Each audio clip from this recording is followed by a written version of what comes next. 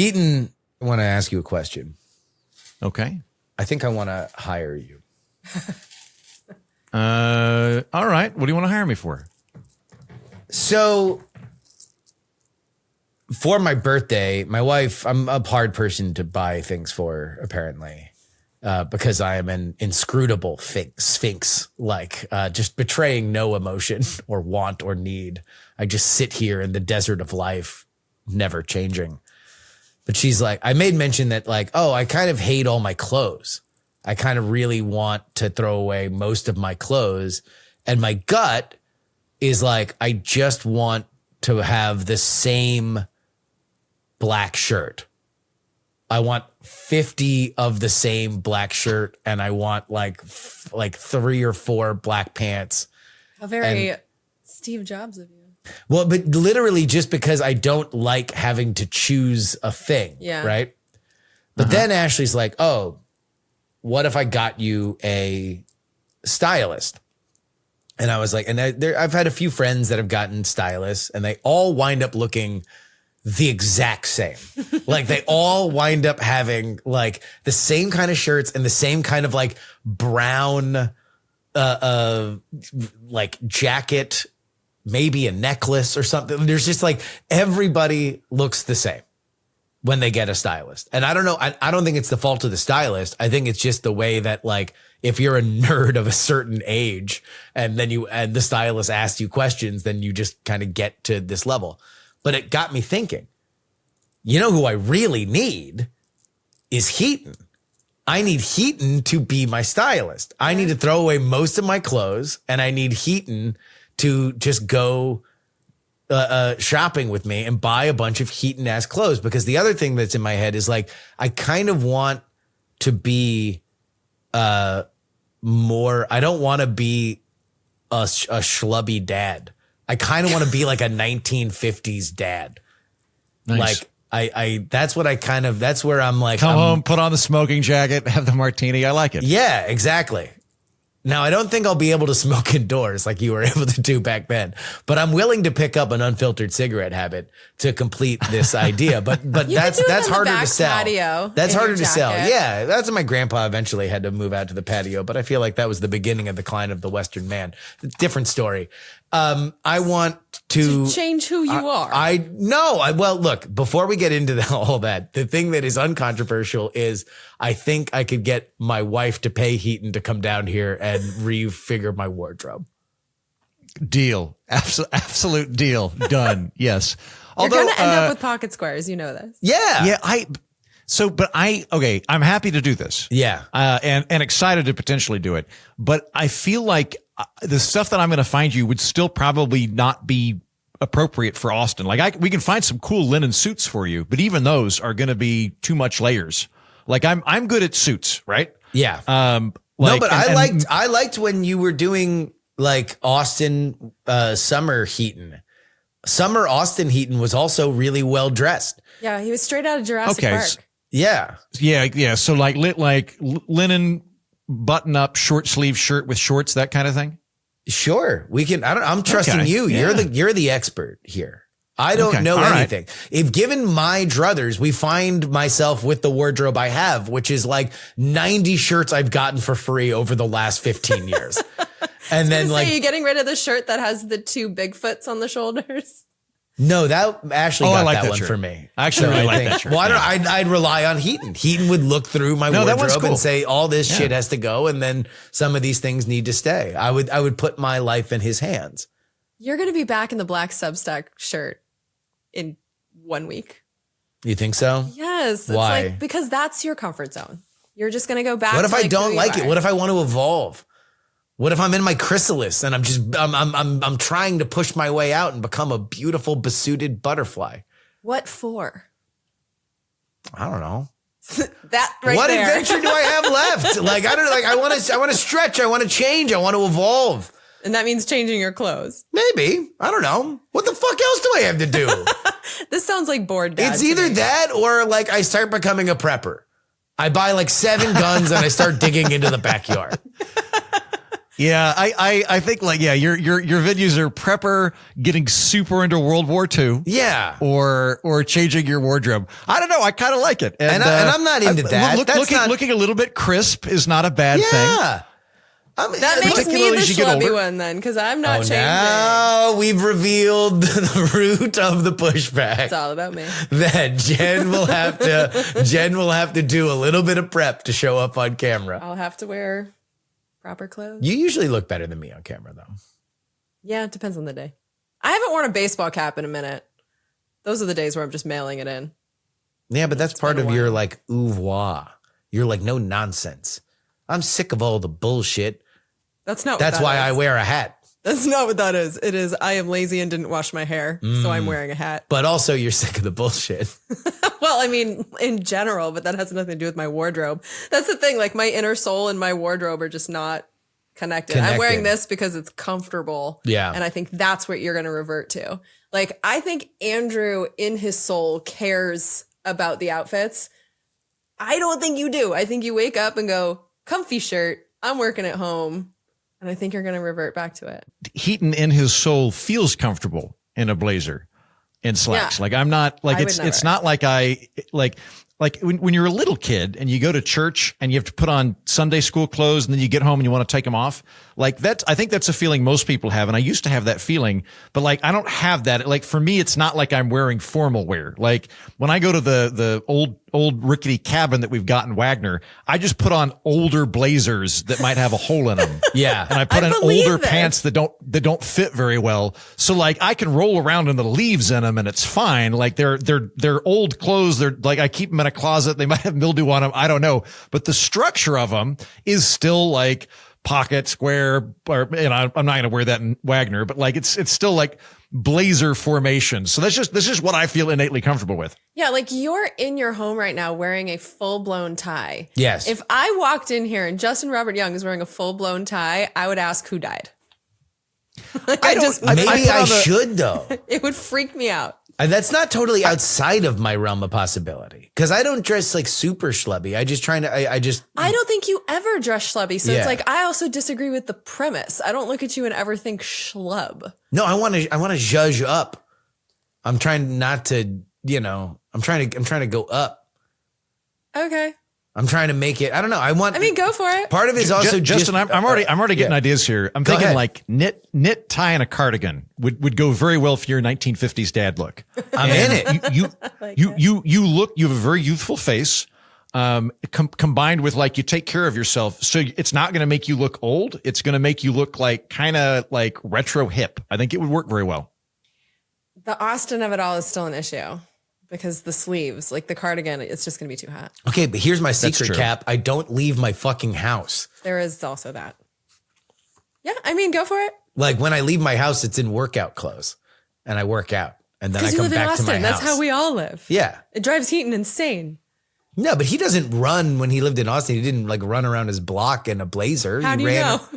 I would imagine. Actually, this was a big problem for me because I had to like walk the dog in the morning when it's 80 degrees and 80% humidity, and then go back to the office, and then like would go outside periodically because of the dog. Might step out to go get a taco or a coffee or something. I like going outdoors and being outside all the time. It was a persistent problem because I didn't have like I'm gonna live in my spaceship and I'll leave to go to the gym mentality. And so yeah, it was an issue. I would imagine that when Heaton worked out, I would imagine that when Heaton went out and worked out, he wore what everybody imagines him wearing, a full singlet and weight belt like Goofy did in Disney cartoons. That's what I imagine Heaton will always be working out in. Exactly, I would like to see Heaton's workout outfit. I do. Fun. Okay. So I've figured this out now. The Heaton action figure comes in two forms. It comes in fake British Lord and fake cowboy. These are the two These are the two versions of the Heaton action figure you can Within get. Heaton, he has two wolves. I would like to get like tracksuit Heaton. Like I want to get that guy. Like get like tracksuit, couple of pinky rings, something else. Just like go really chavvy and have that be my workout outfit. He's gonna look like a cast member from Jersey Shore. Yeah, exactly. Like have that just like explore my inner Saul Goodman a little bit. That might be maybe that'll be my 40s thing. Cabs are here. Yeah, maybe this is a journey we can walk together, Heaton. Speaking of British people, somebody asked your opinion on the cold open for the premiere of Saturday Night Live UK. Did you have a chance to watch the sketch? I watched about half of it, and then I, due to time constraints, needed to read for the show. I thought the impression of Keir Starmer was funny, but I kind of thought they were flailing around trying to find the thesis to the sketch a little bit, because at first it was like Keir Starmer's a coward that can't make a declarative statement. Yeah. Okay, and then it was like, but now we're going to do like Gen Z sure is weird. And I don't know, it was very character driven as opposed to, like, I don't know, game theory. So it was okay. I didn't finish it though, which means I didn't think it was great. But I thought the accents were funny. I thought the Keir Starmer impression was good. I don't know if it's accurate or interesting, but like he had a funny voice. I like that. Right. Yeah. You know, that's always important and stuff like that. Jen, we were talking about, Iranian memes. We're not going to talk about Iran much. But the one thing that we do know now is shit posting is the most potent geopolitical weapon that is known to man. You might think that cluster missiles and interceptors and tankers and mines and drones were the actual star of this war. No. As it turns out, the entire war is hinging on whether or not the barrel of oil price is high or low. And the Iranians are doing their best to close the Strait of Hormuz.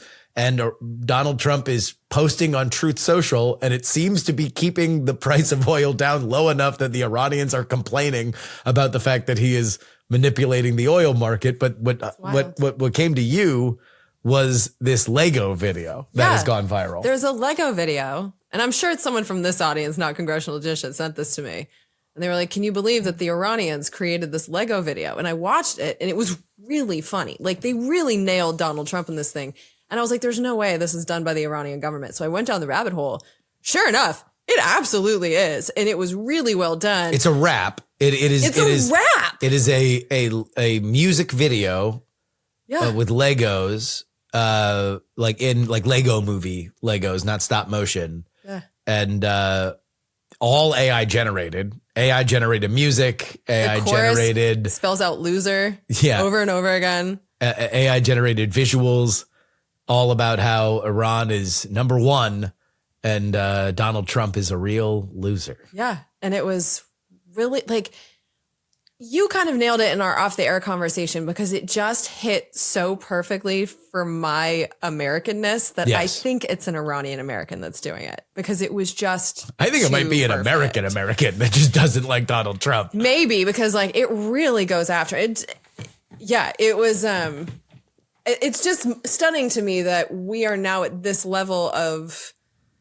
I don't know if immaturity is the word that I'm looking for, but we're doing international policy by stupid AI video. Memes. Yeah. And it's, I don't know if I hate it.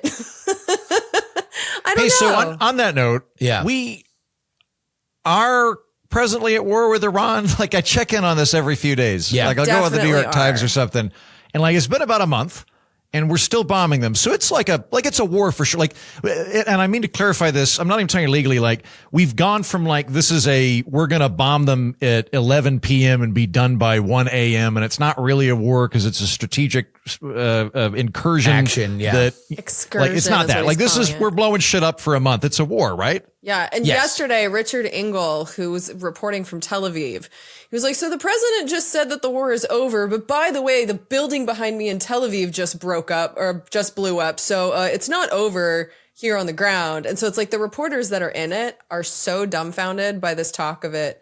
You know, we won, it's over. They're like, well, the bombs are still falling. So what is happening? So Donald Trump is just confusing the world again. Well, again, it's information warfare. Like that's what's happening right now is that like the Iranians are in an existential position where if they lose if the Iranians were to humiliate the American forces, let's say they like sank a aircraft carrier or something like that, like something crazy, right? Donald Trump would still serve out his term, and he would probably be looked at as somebody who humiliated the American military and would be, not regarded kindly for that, but he would serve out his term. If the Iranians lose control of that country, they're probably strung up dead in the street, right? Like this is more existential to them than it is to us in terms of their leadership. So they have no choice but to talk about how strong they are. And it's very frustrating to them that Donald Trump is just Donald Trump. And he's just going to say like, yeah, they suck. Turns out all of them are calling us and they're begging like dogs to make a deal. Which isn't true. Well, I mean, we don't know. Who do you believe? But like in this one, unfortunately, Jen, if you can't trust the president of the United States, who can you trust? Well, so the reason that I trust the Iranian side on this is that it was the intermediaries that were saying like there have been no negotiations. So it's not even that I'm trusting the Iranians, I'm trusting the Omanians, I believe. Well, there's a lot of people that are talking. The Turkey's talking to him, Pakistan is talking to him. There's a bunch of people. The Oman has been the closest to Iran throughout all of this. They were the last to get bombed by Iran. Initially, they were spared. But there has been an exchanging of demand. So somebody's talking to somebody. The question is exactly how far things are. I tend to believe that all of this is just keeping the ball in the air until all of our troops get into the region. And I think this weekend is going to be busy. That sounds about right, because one of the things Trump tends to do is float the idea of, maybe we're negotiating, we sure hope it's going to happen, and then we fucking bomb them. Like with Iran specifically, we've done this twice, where over the summer, it was like, hey, we're really hoping negotiations are going to happen, but we're actively planning to blow up the nuclear facility as that's happening. It's buying time. And then the State of the Union address, when the president could have informed Congress that we were going to go to war, said something to the effect of, we will, destroy Iran if we have to, but we're negotiating. We hope that works. But we were actively planning that too. So yes, if I were Iran, I would bank on any talk of negotiations at this time are just a distraction between more troops coming over. Well, I think it would be different if they were willing to acquiesce to the things that we are asking. But the things that we are asking of them is essentially them just like killing themselves. Like it is them asking for the anti-regime forces to kind of just storm their buildings and kill them. So it is unlikely that they would do it. It would require a breakup of IRGC leadership or non-military leadership in that country. We don't know exactly how deep those divisions are. I do suspect that there's probably multiple different factions that are battling because there was a power vacuum there. And Iran did say today through Axios, if you want to follow the two best reporters on this, in my opinion, are Barak Ravid and Mark Caputo, mostly because they're both at Axios. They tend to do a lot of co-byline stuff, but they wind up reporting a lot of stuff that America and Israel can't say publicly, but they want out there. So it tends to get a very specific strain of information. But in their report this morning, the Iranians said exactly what you said, Heaton. Like, why would we believe this? Like, we've gotten hammered twice. Now, the argument from the American side is, yeah, but you were bullshitting us the entire time. So we can just keep bullshitting around and round and round. And then eventually we made a decision to go. The unnamed administration source said Donald Trump has two hands, one that is extended outward fairly to shake, to make a deal, and the other that is balled in a fist to punch you in, and I am not adding to this, your fucking face. That is the unnamed administration official. Here's the problem. I just see that there's actually been 3 times that the Iranians have dealt with the United States and created a deal. We seem to be forgetting that we had one during the Obama administration that they were following, and it was Donald Trump that unilaterally pulled us out of that deal. It's like the ball that got all of this rolling. And then we also have like the 2 times now that they were saying we were negotiating, and then back last June and then last month we bombed them. But there's all these different instances of Donald Trump going back on our word because he's doing it in our names. Like, just look at the tariffs. These countries are saying like, yeah, we'll make a deal with you. They make a deal with him. And then a week later, he like, I don't know, gets constipated and puts a 10% tariff on everyone. Like, he's not someone who follows through on his end of the deals. So when we even talk about negotiations with this guy, like, why would anyone negotiate with him? Like, that's one of the things I'm most concerned about when I look at this, because it's like, he can't be trusted. And so why would anyone come to the table with a guy who's going to do whatever the hell he wants anyway? I mean, the provenance of Donald Trump's deal making is certainly its own conversation. I will say the one thing that's kind of been revealed over the last week specifically is that what is happening now in that region, now explicitly, something that I thought was kind of implicit before, is the entire Gulf region looking at this as an opportunity to remake the Middle East for the next 100 years. Like, this is Saudi Arabia, this is UAE, obviously Israel. But the fact that you are now looking at Mohammed bin Salman saying like, no, we don't want a deal. We want you to get these fuckers out of there because we want. No more U.S. bases, get them out. Yeah. No. Yeah, that's what Iran is saying to the neighbor that's countries. what Iran is saying. Saudi Arabia is saying we need the Iranian regime gone because what Saudi Arabia wants is more John Cena, less jihad. Well, unfortunately, we don't have a great broker in all of this on our side. So we'll see.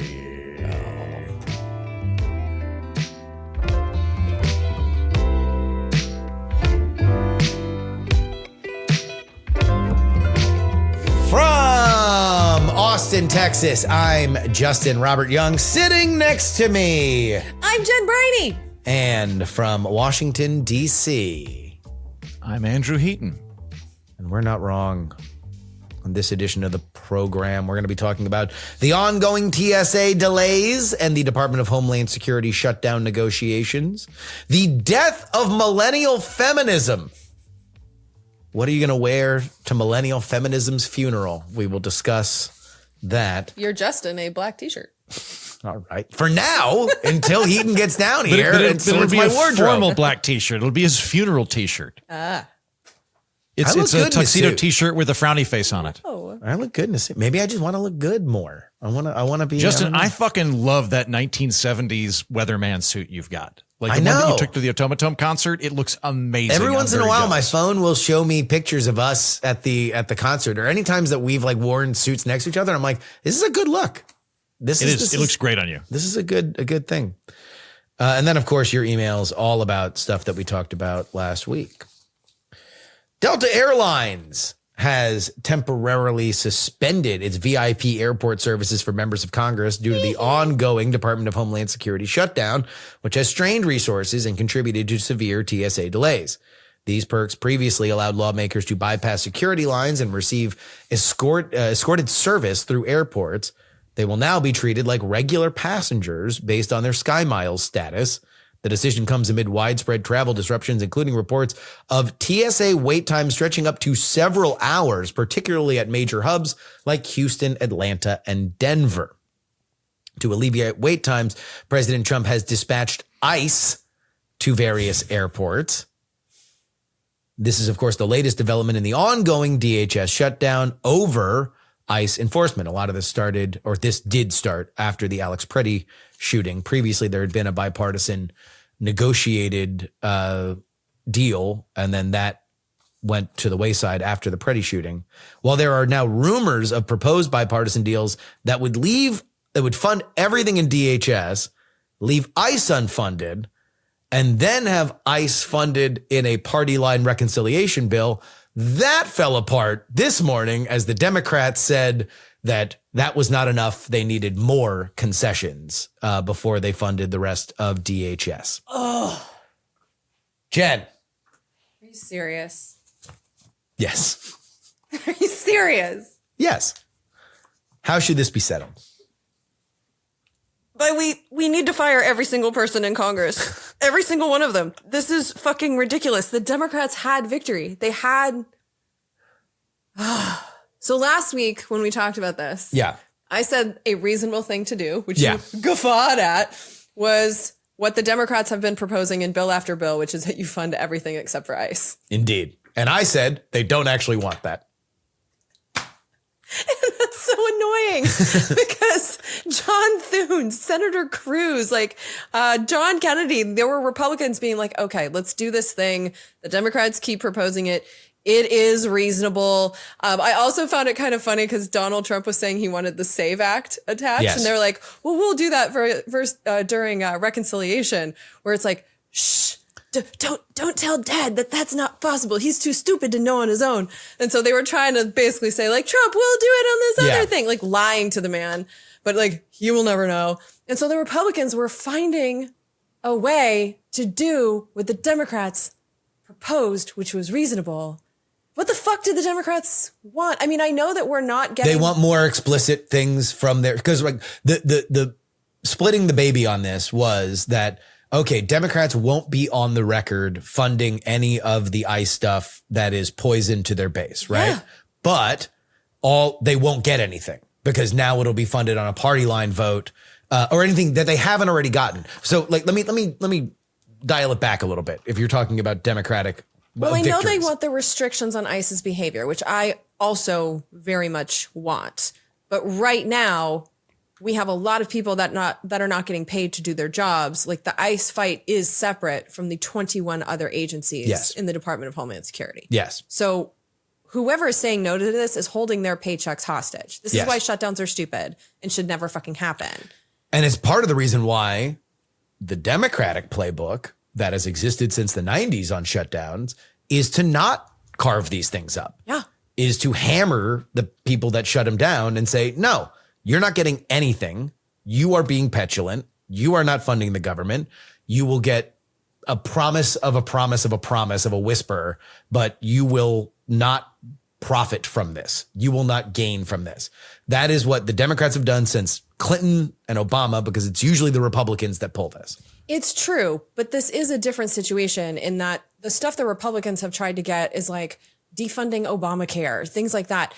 We have an agency where their behavior is out of control. It really is. Like they're changing the training program. I'm not going to say these agents are untrained, but they are not trained to the standards that they were before, according to a whistleblower trainer. If you don't know what I'm talking about, listen to the latest congressional dish. They're entering our homes without warrants. They're shooting people in the street with really no accountability that we know of, wearing masks, not wearing identification. Like these are very reasonable demands, but they are ICE specific demands. And so this is a conversation and like a debate that could be had while the rest of the government functions properly. So I get what you're saying, but at the same time, like this is something that needs to change. Now, that said, I don't have a lot of faith in the man, but we do have a new head of the Department of Homeland Security. Mark Wayne Mullen was confirmed yesterday. Yep. So it's also a good moment to be like, okay, let the new guy. Can I actually just rewind to bolster your point? Sure. Here's all the things that have happened since the shutdown began. ICE pulled out of Minnesota, which was the initial thing. When this all shut down, there was ICE in Minnesota. There was a replacement of the on the ground leadership. Bavino out, Tom Homan in. Tom Homan brought a different level of professionalism to things, at least according to the Democratic leaders, both the mayor of Minneapolis and the governor of Minnesota, Tim Walz. Correct me if I'm wrong, but Tom Homan was working in the Biden administration. This is someone who's been trusted. Yeah. But yeah, he's been trusted by both sides. Yeah. Thank you. So Tom Homan goes in. Then eventually they leave Minnesota. That operation specifically leaves. The head of DHS gets fired. She is out. Now Mark Wayne Mullen is in. During his confirmation hearings, Mark Wayne Mullen says, look, I am not going to, the policy that I'm going to pursue with DHS is to not have administrative warrants unless it is an extraordinary circumstance. Now, you can take him for a liar. You can say that that's not sufficient, that it needs to be codified into law. But that is something that is more of a give than what was happening before with Kristi Noem. If I were a Democrat and I were looking at how I could look and say, look, we got a lot out of this. We stopped this specific operation. We got this person that we thought was out of control fired. We got her underlings fired. Now it is a scandal at how much she raided, her and her little boyfriend raided DHS for money. But we're going to put all that on the to-do list for hearings when we get back in control of the House after November. The rest of it is stuff that you can run on. And this deal would mean that ICE is not getting any more money.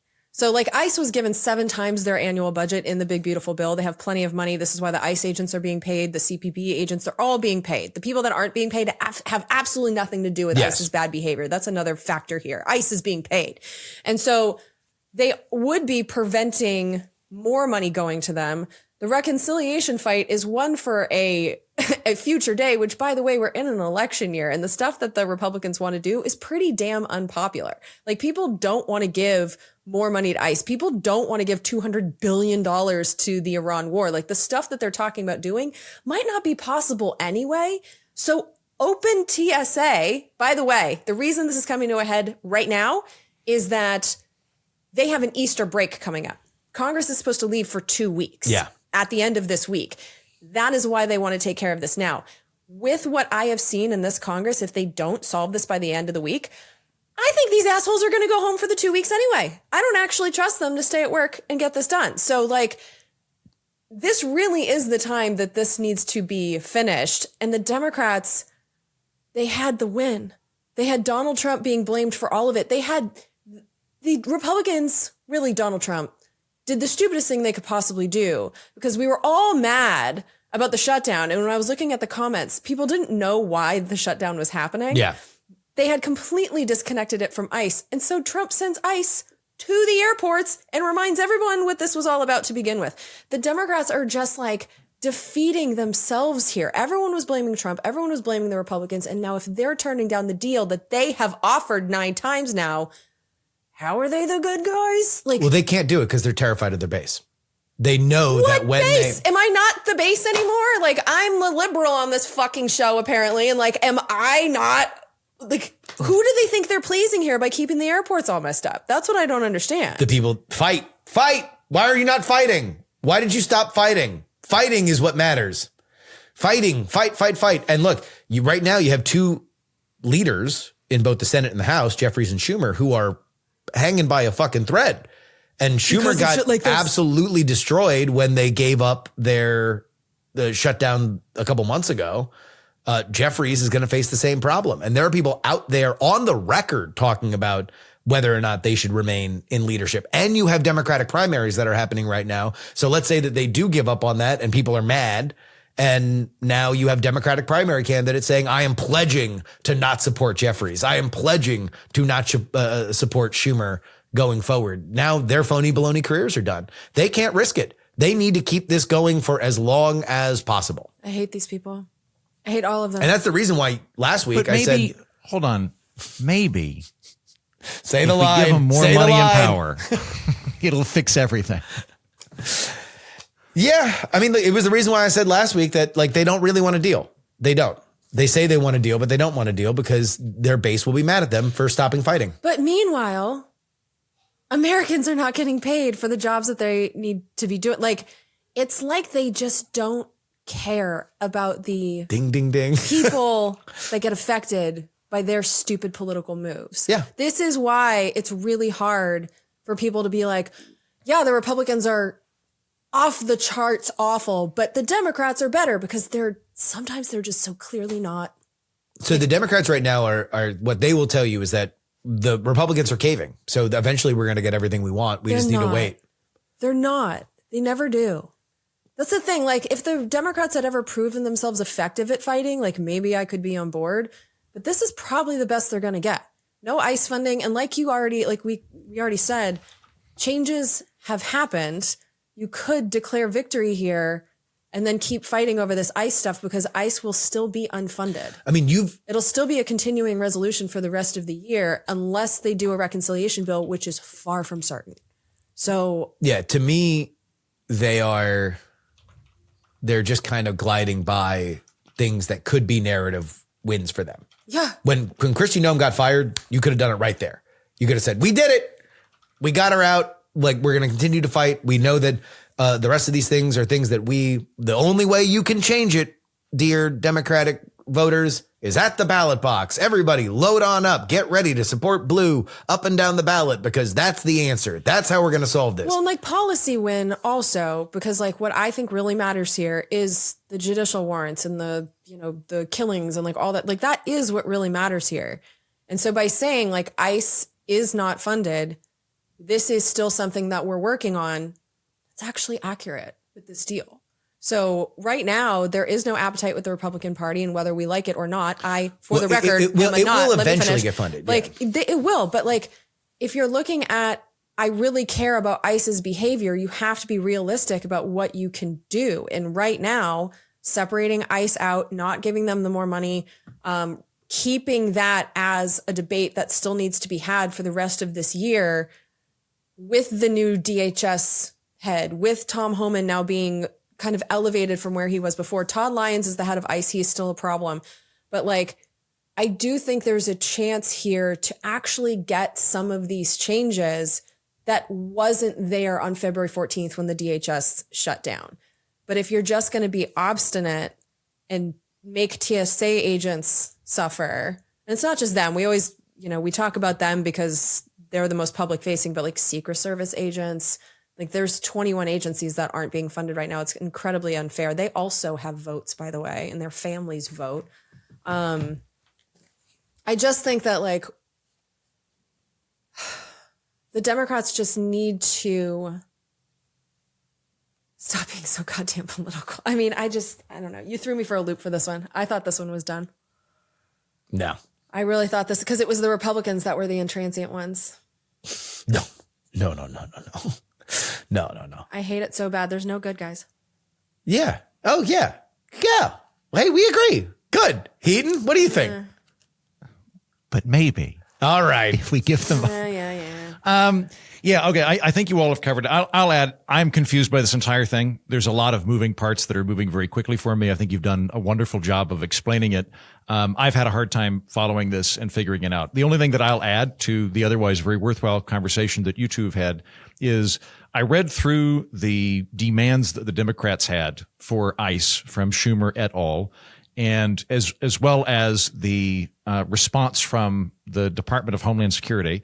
The demands from the Democrats weren't crazy in terms of what they want from ICE. There were 10 demands. It was like, promise that you won't detain or deport any American citizens. That's like number one. Number two was you have to get a judicial warrant. So as a clarification, I do think they're getting warrants, but they're improper because the warrants are coming from immigration judges via the executive branch rather than magistrate judges, which is the constitutional thing to do. Absolutely. That is not new for the organization, but it is new at the scale that they are using them. And is by the way, a very worthwhile thing for the Democrats to ask. They're basically saying, before we go any further, the organization has to obey regular constitutional law, just on these few things, right? And then they go through and like, I don't know, the more controversial bits as far as they're concerned are like, go easy near hospitals and schools, like places that have like a throng of people that are of humanitarian import, like leave them alone or make it minimal. Like if you're going into the emergency room, be careful. And then it was like remove masks and have easily identifiable uniforms that you're operating with, ways to identify who you are. I don't think these are crazy things to ask for at all. I think these are all pretty baseline. The Department of Homeland Security responded with, all right, we're willing to do 5 of these things. And like 2 of them were like, all right, we won't deport anybody that's an American citizen. We'll agree to that. I'm like, what the fuck? How is this even a negotiation? Like that shouldn't even be a thing that you have to concede. So I think this whole thing has been a fuck cluster from beginning to end. And, I tend to look more at like, how does the system work than the politics of it. I am kind of baffled by the politics. I've been confused this entire time what's going on. But I appreciate you all elucidating it. I mean, it's just, that's how bad this administration is. And it's how bad the oversight by the Republicans has been, that these are such reasonable demands that the Republicans are like, no. So it's like, at the end of the day, I'm on Team Democrat on this, but at the same time, they're holding other people's paychecks hostage. in order to get this. And that's not the way to do these things. Like, I think you can make the case that your ICE demands are incredibly reasonable by going on all the Sunday shows and going on podcasts and like staying at work during the constant Republican vacations to make your case. They're not doing those things. I feel like we are reasonable people as American people. You could make the case that their 10 demands are the most reasonable things in the world. Instead, they're choosing to do this shutdown route. So it's more like the tactic that I'm upset about as opposed to the policy, because I'm with them 100% on the policy, but this is just not the way. And it's never been the way. And the people that taught us this are the Democrats. Yeah. Hey, dumb question for either of you in terms of Congress or politics. They're going to win the midterms, right? If they keep this shit up, I don't know. I mean, isn't it just a waiting game? Like The polling, the indications, the incumbent president, like all of the indications are that the Democrats will take the midterms. If so, don't they just need to not screw stuff up until then? Like this seems like a kind of unnecessary that they flailing. are terrified of is ruining the vibe they have with their base. They have their base really fucking riled up right now. Like they are absolutely electric, hair on fire, screaming like we need to fucking get this administration out of there. They're winning special elections. They are turned up, right? So what they view as a mistake, an own goal, is to piss in their punch bowl in any way, to give them a reason why their base won't be furious or won't be really, really excited. And right now the base wants blood. And so that's the shutdown. The shutdown is fighting. No. Not shutting down is not fighting. Here's the rub. I've been watching their base, the really hysterical people, and they've been making videos about how reasonable the Democrats are being with their proposal to open everything except for ICE. So they've been fighting for this policy that, according to Justin, the Democrats have just said no to. So if you have your base out there making the case for the thing that you say that I've been so reasonable, Rosa DeLauro, the appropriations chair, we're being so reasonable. Like I've put forward 9 bills that would open everything except for ICE. And then they say no to their own proposal. That will also piss off the base because the base still has really smart people in I don't think so. The base will be. I've been watching, and this is what people have been arguing for. But they'll move the goalpost for their audience. Their audience will swallow it. The Democratic leadership, Schumer, Jeffries, Pelosi, she's still lurking around there. They are constantly wrong.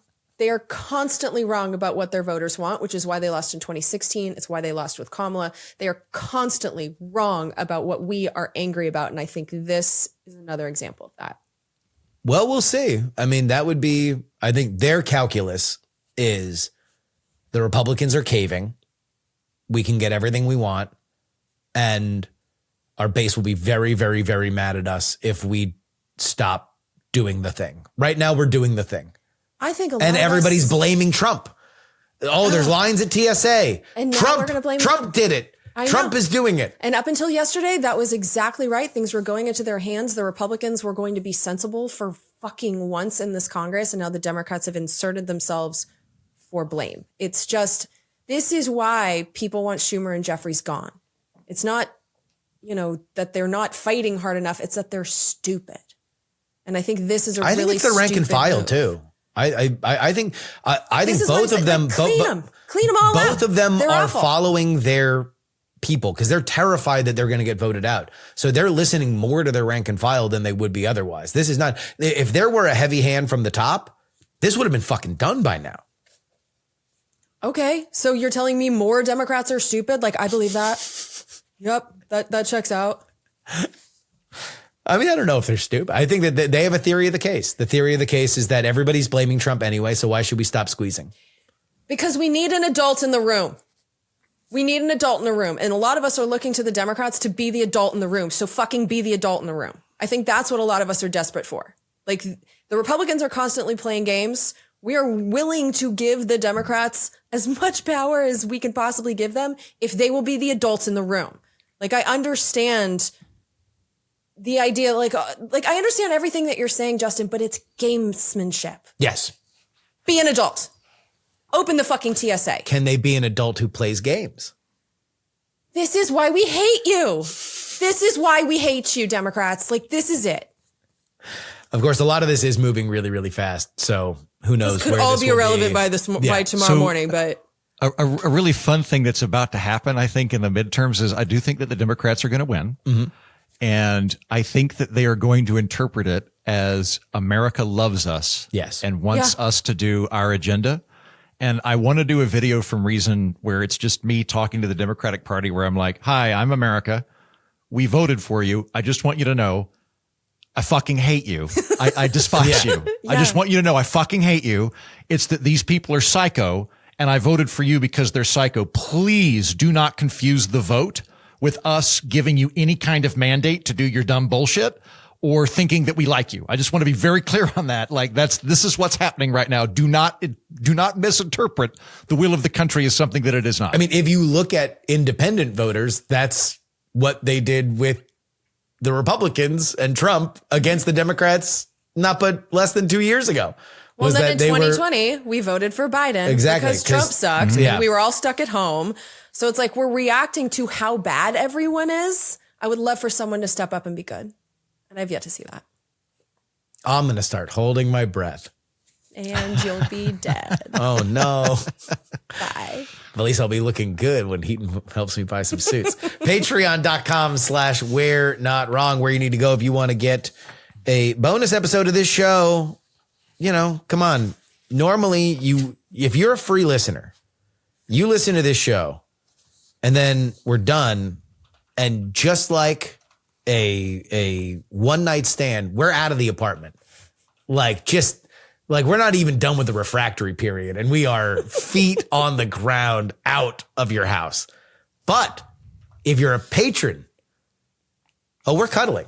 You get a nice little 40-minute cuddle right there at the end. Bonus episode.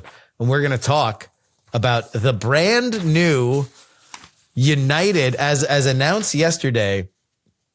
The fact that United is going to be allowing you to buy all 3 seats in a row will come with extenders that will essentially make a small lay flat mattress in coach. Will we take it? Will somebody immediately bang on it? This is the kind of conversation that we're going to have. During the refractory period. Yes. I guess I did 2 sex metaphors there. Apologies, Mom. Well done. Helen Lewis argues in The Atlantic that Lindy West's new memoir, Adult Braces, unintentionally marks the end of millennial feminism, a 2010s era movement defined by online activism, identity-forward politics, and an emphasis on personal narrative as unquestioned truth. Lewis contends that West's revised account of her life, acknowledging unhappiness in her marriage, ambivalence about body positivity, and a complicated embrace of polyamory, undermines the earlier, more confident story she told about empowerment and fulfillment. The article suggests that the broader cultural shifts have eroded the movement's core assumptions, particularly the idea that self-identification should be accepted without scrutiny, pointing to controversies around Me Too claims, weight loss drugs, and self-diagnosed conditions as evidence. Ultimately, Lewis argues that millennial feminism collapsed under the weight of its own rigid expectations and contradictions, demanding ideological purity and emotional resilience that even its leading figures could not sustain. Andrew Heaton, is millennial feminism dead? We'll get to the other one when she's done washing her hair. Yeah, I have thoughts on this, but first I'll just briefly preface. I'm not really familiar with the term millennial feminism. I'll try to work within the confines as you just expressed it, but I don't know the term there. And I'll also clarify terms for people listening at home because I think the word feminism means very, very different things to different people. I think a good including definition, seriously, including feminist. Yeah, well, like I think if there's lots of different forms of feminism. Like there's multi waves of feminism. And I would say the base definition of feminism that I use that I think would be acceptable to most people is feminism means that women deserve equal respect, opportunity, and equality before the law. And the great thing is most people in America agree with that. Most people are broadly feminists by that definition. When people get their hackles up about feminism, what I find, and I found this a lot when I was working at the Blaze, that if I used the word feminist, I meant it just as I said it, of, feminism, equality of respect, opportunity, and law. That's what I mean. At the Blaze, feminism meant misandry, or not liking men. And you can be a feminist and a misandrist, but they're not the same thing. And so a lot of the time when I find that when conservatives get really angry at feminism, they're really talking about misandry. They're not really talking about feminism. At least I hope so. I hope that we all broadly agree. And I think we do on equality, on the aforementioned things. So, millennial feminism is a term that I'm not familiar with. Maybe it's the same thing as third or fourth wave feminism. I'm not sure. But I don't think feminism's dead. I think that what we're seeing with this particular story, and this has definitely got lots of chatter from the commentariat, is two things. One, it's an incredible human interest story because it sounds like this lady has just imploded. I'm unfamiliar with her until this Lindy West piece is about this. Yeah, until this book came out and people started talking about it, I wasn't familiar with her. It sounds like she's had a really tough time. I think that this book or rather the reactions to this book are an indictment of, for lack of a better term, woke feminism. I realize that term is also fraught, but let me be clear of what I mean by this. I'm going to define wokeness as a inordinate emphasis on immutable characteristics, understanding people as members of a group rather than as individuals, a belief that moral legitimacy is derived from oppression, and an evangelical zeal to spread these ideas and punish holdouts for blasphemy. That's how I'm going to define wokeness. So may not mean politically correct, may not mean you, but I think we can all identify people that would fall under the rubric that I just discussed. And that particular variant of feminism, I think has kind of wound down. It had its heyday in the 2010s, maybe around 2020, it reached its zenith. But I think the lady's kind of a good example of why it imploded. Like when you read the story, she's dating a guy she's married to a guy that boxed her into a polygamous or a polyamorous relationship that she doesn't seem to really want to be in. Like she's talked herself into it, but didn't want to do it initially. And the way he did it was by saying, monogamy is a white construct and it's kind of racist. And then adding that I am not a he anymore. I'm they, them. Therefore, this is not the patriarchy. Now I can look at that and go, this is a shitty guy who is threatening to leave his wife that has some real issues and has strong-armed her into polyamory so that he can fuck women on the road. And he just looks like a shitbag based on what I'm reading. I've not read the book, but the articles I've read surrounding this, he doesn't strike me as a good guy. This does not strike me as a good relationship. Most people would look at this and go, yes, this is a manipulative douchebag. You should get out of this relationship. But because she falls into this rubric of woke feminism, of there are these theological constructs that we have built around oppression that we dare not violate, she kind of has to go with it. And I think it's an indictment of that. The other bit that I see in this particular thing is not really to do with feminism at all. It's just I think a lot of people, when it comes to dating, I see this a lot. There's a difference between what they want and what they want to want.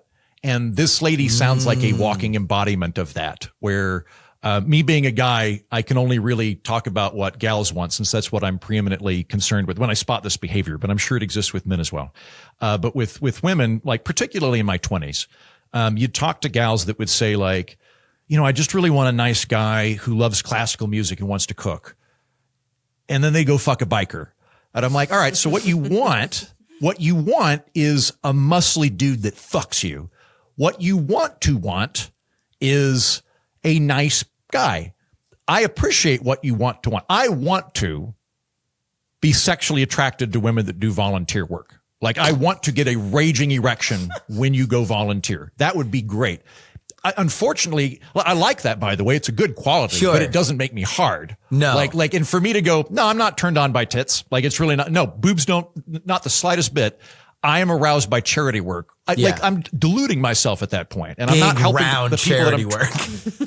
Yeah. supple charity work. Exactly. Yeah. So, I read these descriptions of this lady and I'm like, she's really doing that hard. Where like from what I can tell, I don't need the male gaze. I'm an independent woman. I'm fat. I don't care. I'm not here to be your ornament. And then finds a guy that likes her. And it's like, no, turns out she really, really wanted to be in a partnership with a guy and to be desired. And by virtue of being unable to just accept that this is her base desire, and instead having to have these elaborate constructs that she pretends are reality, she's cornered herself into this horrible relationship. And because of these kind of theological precepts she's operating under, has to accept that because he's a they, them, and he's not white, that he is the oppressed one and she's the oppressor. And like that's what I get out of this. If millennial feminism is woke feminism, then I think it's taken a nosedive of late, probably for good reason. But feminism itself still good, and won't go away. And I don't think wokeness is going to go away either. I think it's just going under for a little bit as a kind of weird, irritating, nascent religion. Before I ask for the opinion of the actual woman on the panel, let me just make this point to you, Heaton. I tend to find that there is a similar line between people who discuss feminists or feminism does XYZ and the oftentimes misrepresentation of it, very similar to libertarianism, where people will say, well, libertarians do X, Y, and Z.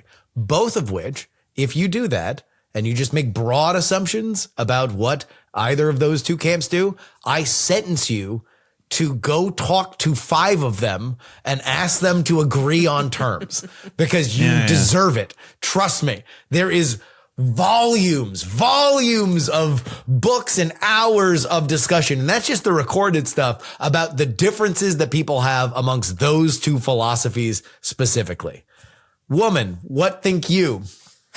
I actually think you can extend that to liberal and conservative as well, because I see a lot of conversations devolve into defining what it means to be in that category. So that's why it's like discussions about what labels are. I have no tolerance for them. So it's like, Andrew, I'm glad that you broke it down. I don't know if your definitions are correct because who fucking knows? But instead of dealing with the term like millennial feminism, like who even thought of this, I'll look more at like what I think is happening here, which is that I think in the period where people were saying that woke went wild, there were ideological purity tests. And I know that I have been subjected to these as people who, you know, people think that I'm on their political side or whatever. And the blue side was very upset with me for not agreeing with them 100% of the time. And it was worse a few years ago than it is now. So I think we went from a time of ideological purity tests. If you're not perfect in this space, then just get the fuck out. You're soiled and you're not one of us. I think that is being replaced with something more honest. I think we are finding more value in honesty and authenticity. So when I look at the arc of this writer, she went from trying to pass or even perpetuate ideological purity tests to writing this book and being like, okay, well, this is what's really going on. And I find that refreshing. And I don't know what label that would be. But I think that we're kind of shifting from an era of I'm supposed to be this to this is what I am, and being more honest about what I am. And so like, I don't know what version of feminism that is, but as a woman, I do, as a woman, as a person, as a political figure, as a fucking human, I find it refreshing that we're moving to something more honest. And so I welcome it. I don't know if this is the death of a thing that I didn't know was a thing until yesterday, but I welcome this new stage that feels more authentic. One of the things that was shocking to me as we were putting together this topic is that Jen never read Jezebel. Heaton, I'm imagining that you were not a regular reader of Jezebel.com. I blundered into it a couple of times. It wasn't for me. I guess I don't know whether or not I should be surprised that I apparently was the most ardent Jezebel reader amongst our panel, mostly because I just love the Gawker blog network and it was just a thing that they would always cross post. And so interesting things I would find there. I think I tended to drop off that when. Is Jezebel like Gawker for lesbians? Like what was it? For women, sure, yeah. That's I don't know. I think the actual pretty good sobriquet. Yeah, the actual lesbians probably read Deadspin, but the people that identified as lesbians in college probably read Jezebel. Yes, I'd say women that kissed a girl one time at the age of 22 and have forever maintained that I am bisexual and therefore oppressed would be the Jezebel demographic. Okay, gotcha. But yeah, I mean, I think that there's an interesting kind of conversation that has been dissected a few different ways of where this kind of woke is certainly a way to put it, but I would say to Steelman their argument, a corrective social movement kind of ebbed, because that was the idea behind a lot of this, was racially, sexually, gender wise. This is about correcting systemic wrongs. And so even if things were aggressive, even if things were punitive, it was because these ideas needed to be attacked. These ideas needed to be corrected. And I think what you found out very quickly, which, and it's mentioned in this Helen Lewis piece, but one of Lindy West's, more pithy lines during Me Too, when in responding to people calling it a witch hunt, was her saying, yes, it is a witch hunt. I'm a witch and I'm hunting you. Like that was the idea. Like it doesn't matter whether or not this is an imperfect, punitive brigade. It matters that now there is a counterweight to something that was too loose before. And I think that we've kind of seen enough victims of that for us to a little bit lose our glee, our zeal, or at least the idea that Lindy West was pushing, which is that there is no actual harm to this. There's no actual harm if somebody is overly zealously labeled as an other because they have not followed along with XYZ. Brings me back to what I'm talking about with what I call woke. Like if you view people as components of a race or components of a gender rather than as individuals, the important thing is that the balance is right between the genders, not that people get hurt. Yeah. Because you're important as an appendage of women or men or blacks or whatever. And I think that's a really, really harmful, bad way of looking at the universe. And like to be clear on a couple things, like if you are in favor of individual rights and human liberty, feminism's probably the greatest force for human progress in all of human history.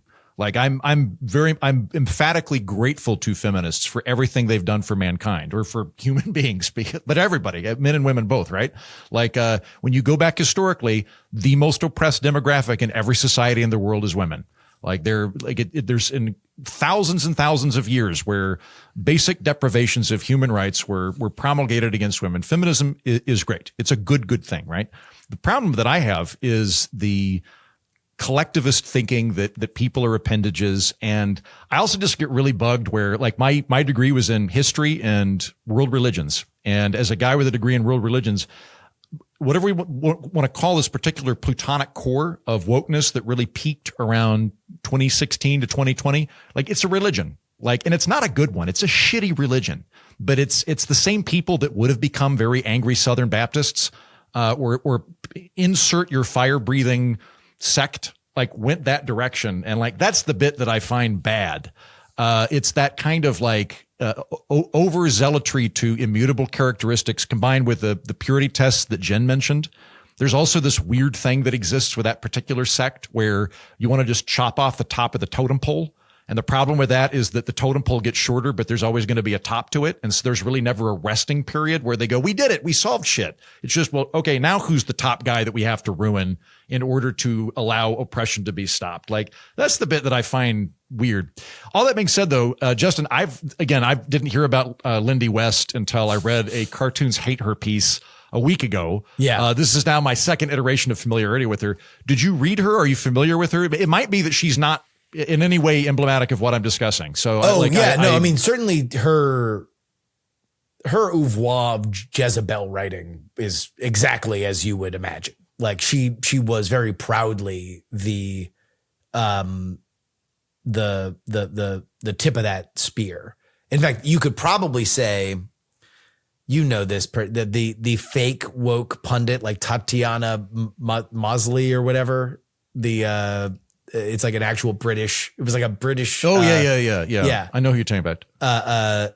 She's probably mostly a parody of Lindy West. And Lindy West really? writing. Oh God. Yeah. Jesus. Then yes.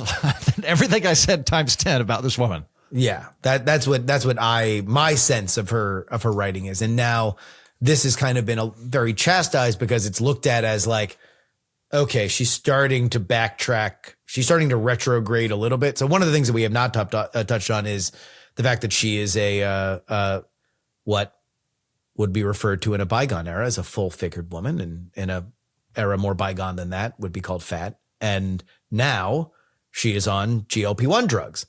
So the thought before was healthy at any size, beautiful at any size. This is not anything that you should ever be ashamed of. But when it came time to get skinny fast, until I got a shortcut. Yeah. Then it's like, oh, actually I felt sadder when I was bigger. And it's like, whoa, like, hold on.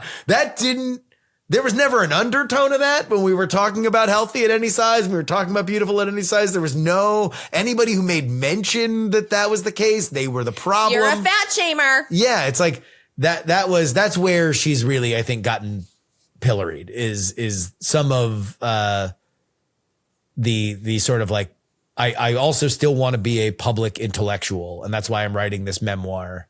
And good on her for evolving, because if she was that obnoxious before and is being more honest now, I think that's a good trajectory to be on, especially if it exposes you to that much criticism of being a hypocrite, which she kind of is. But like, yeah, she did it anyway. So hold on, let me ask you this question. This is what I think grinds people's gears. Understood, if you evolve and you are living your life in public, good on you for saying that you evolved and not hiding it, right? Do you also owe people, because this is what gets people all steamed up, do you owe people an explanation of, by the way, I'm acknowledging that I am changing my opinion on something? Do you owe people a reckoning on that? I don't know. I think that's what people want from her. They want her to say, I was wrong on these things and I am now evolving my opinion, instead of just saying everything I believed before is right. Also, I'm doing this now and I'm not going to connect them. But are we sure that's what she's doing? That's what people are mad. That's what people are mad about. I think by airing a different opinion, you're airing your different opinion. Like, why do you have to say I was wrong before? Because if you're changing it later, isn't that itself the acknowledgement? Like, what else do you want? She wrote a book. Like, I mean, it's a book about introspection. So, I mean, it would just be another side of that. Heaton?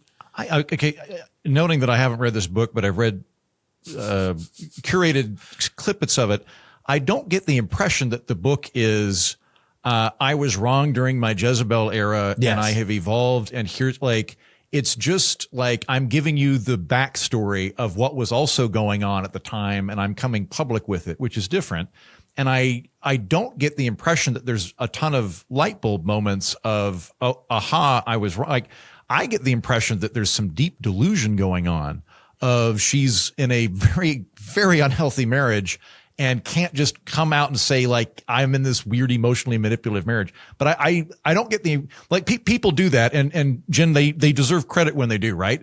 When somebody goes, you know what? I was a partisan asshole for 10 years, and that was part of the problem. I'm not going to do that anymore, and I regret it. And I'm trying to turn over a new leaf. And I hope, like, that's laudable. We should encourage people. We also shouldn't lock people into one position forever. When they make a change, we should allow them to have some grace and encourage people to do that.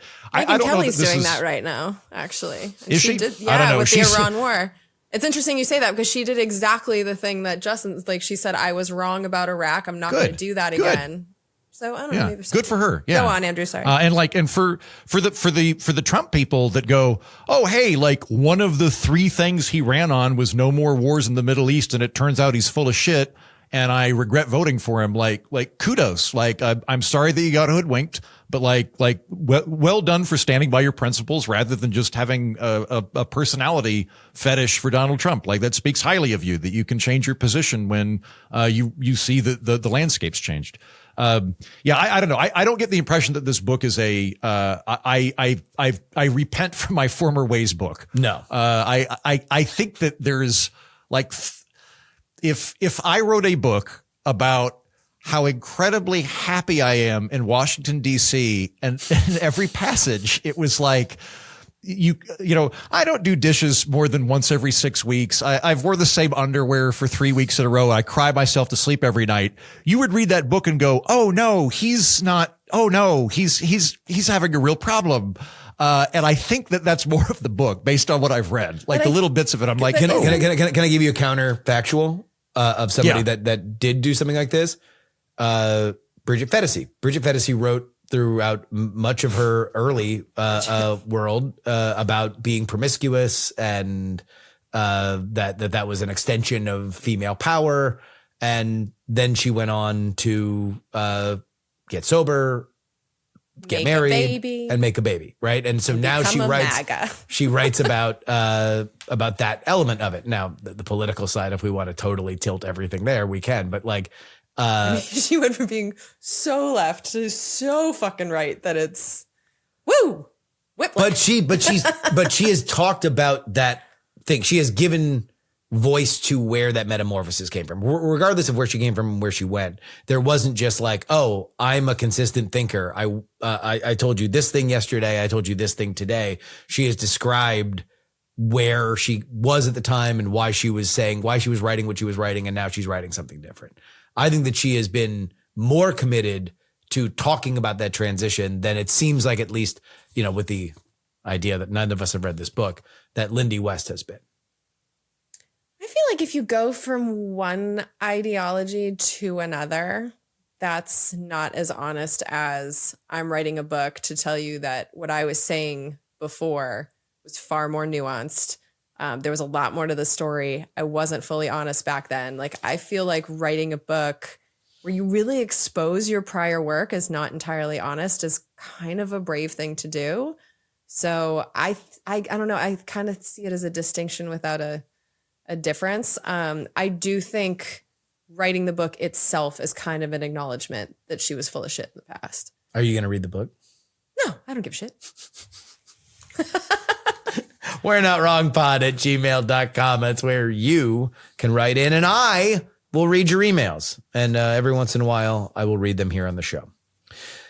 We talked about Arizona filing suit against the prediction market Kalshi last week. Libertines Lament writes, first they came for the gambling and I did nothing, for I was not a gambler. Then they came for the weed and I did nothing because I did not smoke weed. And finally they came for the gays, and the gays lent them a towel to wipe up the floor. Oh, God. I thought that was funny. Blackout writes, I believe a great way to regulate insider knowledge on cash out bets on prediction markets is to make a time restriction rule for events that are date predictions, i.e. Iran will be invaded before March 15th. If the invasion happens before the 15th, the payout blackout window will be 3 days before the event. So if the invasion happens on the 10th, all bets made before the 7th will be paid out, but the 8th through the 10th are pushed. All prediction market events should have this blackout window, and I think that's a really good idea. Hey, sounds good to me. I don't know as much about prediction markets, but that sounds smart. I like it. But couldn't you still do the same stuff just on a longer timetable? You could. Now, what you are doing is risking the fact that somebody just put in a gigantic bet 3 days before. It's more risky for the bettor to say that this is going to happen within this time. It might happen before it, and so now it winds up getting pushed.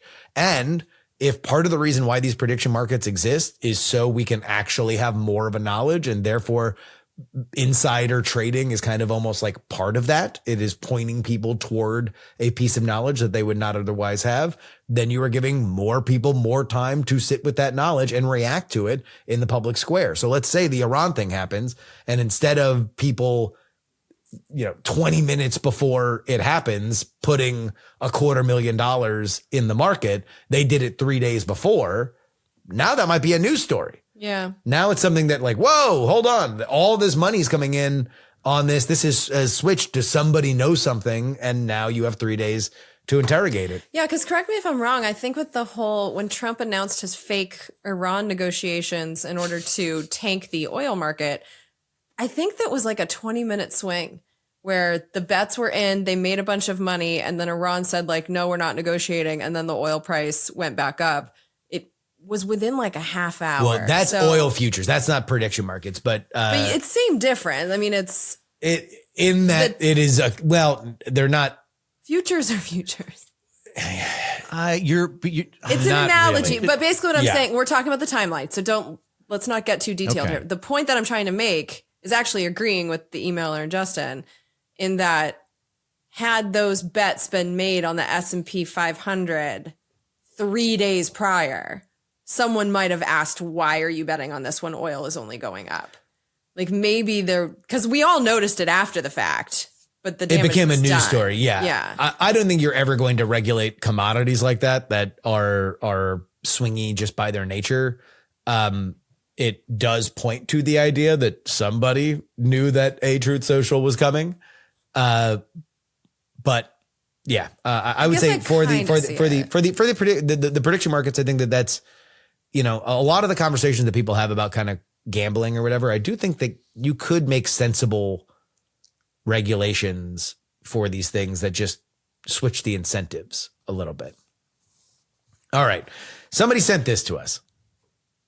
If gay people get married, and Will, I need you to just put this graphic here up on the screen. This is from 2011.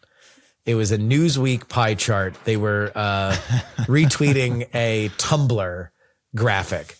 It says, what will happen if gay marriage is legalized? And it is all one color. And the color that is on the legend down below is gay people will get married. So there we go. That is just to say the only thing that will happen if gay marriage is legalized is that gay people will get married. The 4 colors that come below that, therefore not represented on the pie chart, are a third world war will break out, various plagues, locusts, frogs, etc. will erupt, schools will begin teaching kids how to have gay sex, and the terrorists will win. This is 100% right. Yeah. 100% right. Which, pretty funny.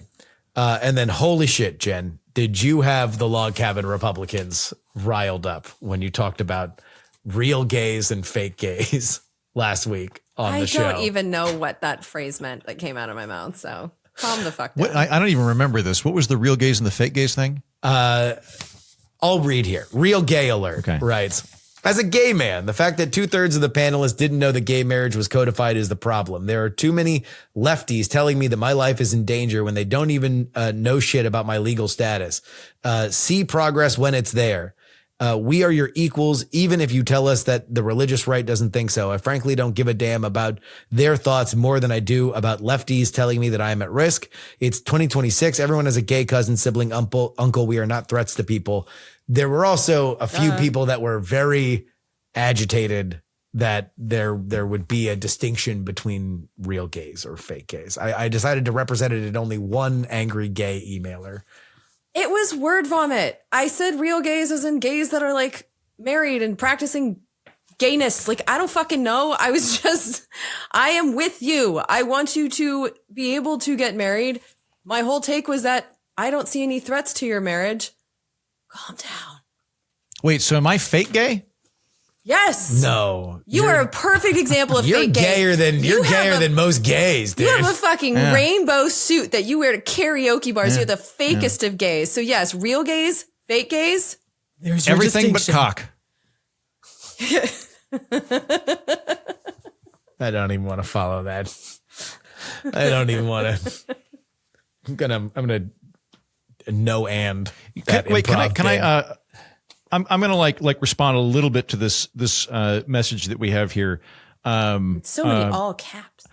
I had forgot. I'm sure I read about it at the time. I had forgotten that we'd codified gay marriage, which is great. And I agree with you that people oftentimes freak out about stuff. And it causes a lot of whiplash for me and a lot of cognitive dissonance for me. So like, Jonathan Roche, friend of mine, wrote an article for The Atlantic called "Yes, This is Fascism" about the Trump administration. It's a well-written article. I think it's very coherent. And I also know John, and I know his writing style. He's not somebody that threw that word around a lot. And so that had weight with me of going like, oh shit, this guy I respect who I don't think is prone to fits of fancy is saying this. Then meanwhile, I will talk to people in the DC area that will say something like, well, you know, there's going to be another Holocaust for the Jews, right? That the Trump administration is going to kill them. And I'm like, but Stephen Miller's in the cabinet, like that kind of stuff then makes me go, wait, was I wrong about the first thing? So like, I understand the irritation when the emotional alarm goes so far in a particular direction that it invalidates the actual concerns that are happening. We got one email that took very seriously the idea that Donald Trump, should he be a closeted gay man, deserves his privacy and should not be outed. Donald Trump. Yes. Man, if it even is that a conspiracy theory that is even out there? I've mostly said that Donald Trump is very gay coded. And why? Oh, these fucking little girls. I mean, that's kind of a new patch in the world of Donald Trump lore for the liberals, but like mostly he just complains about women and how they dress, and he's got gay traits. He's got a lot of gay traits. All the things I would call Donald Trump gay is not on the list. Yeah, I don't think he's gay, but if he were, it would be great. Like, I mean, like if he came out, not if he became one of these like weird homophobic gay guys. I don't want that at all. That is, we don't need any more of those dudes in politics. But yeah, no, if he came out and was like, yeah, I fuck men. Like, I mean, that would be like, think about what that would do for the MAGA movement and what it would do for the country. That would be terrific. Then like real quick on the note of gay marriage, anti-gay pogroms. Like if you saw how fast the liberals turned on the Epstein stuff, like before it was like, oh, this is conspiracy theories, blah, blah, blah, blah. Now they're all in on it. If Donald Trump was like, I'm out, I'm proud, gay pride, everybody, the biggest, most beautiful rainbow. That's what we're doing. Fucking Democrats would be so homophobic fucking immediately. They were homophobic when it was just a joke that he was close to Putin. Like then the homophobia exploded back then. If he were actually gay, oh my God. They would be like, Democrats would rewrite Stonewall as the bad guys winning. This is one of the dumber things we've ever talked about. Donald Trump is not gay. Yeah, I don't think he's gay. Although you guys did see the stuff about how, and who the fuck knows, by the way, like this is all coming to me fifth hand, but there were reports that the president was briefed that the new Ayatollah is secretly gay. Oh, that dude's gay. Yeah. So, I mean, I could also see this being agitprop that the administration is doing in order to try to destabilize the Iranian regime. So who the fuck knows? But like the best tweet I saw about that was somebody just went, hold on, hear me out. I have a great idea of how Lindsey Graham can bring an end to the war. That's like, amazing. If Lindsey Graham marries the Ayatollah, like that, like, wow, what out of box thinking that would be. No, that started, I think it might have been a Snowden leak. There was emails in some old big leak of intelligence stuff that the then just son of the Ayatollah was being sent to London for impotency treatments. So he could not have a kid with his wife because of impotency issues. And that he also had a very close friend that was with him all the time. And so that's where a lot of the gay stuff kind of started. That is a real bummer. So where we have sympathy. Are we seriously saying that am I now not a friend of the gays because I use the word real during, like, do we really conservative gays were mad at you? What? The log cabin Republicans they were out there with their chin strap beards, mad as shit that you said real and fake gay. Okay, so first of all, I don't even, if that was offensive to someone, like sorry, but I'm also consistently saying that you're not threats to people, that your marriages are fine. I'm with you on all of it. This is why I hate this job sometimes. It's like all these things I've said over all these years don't matter because of one word that came out weird in the middle of a rant. Yeah. But now they're going to, okay. There's no fucking good faith in this job. No. Towards the stuff that we say. Of course not. Did you expect it? No, but even after all these years, I hate it. That's why you have to just be a gremlin like me. And just whenever anybody gets mad, just say, fucking pound sand. You're a cretin. I mean, this is ridiculous. We're also, if you're talking about deep identity issues to people that have an incredible amount of emotion associated with them, it's going to be much easier to accidentally activate emotional sensors in that context.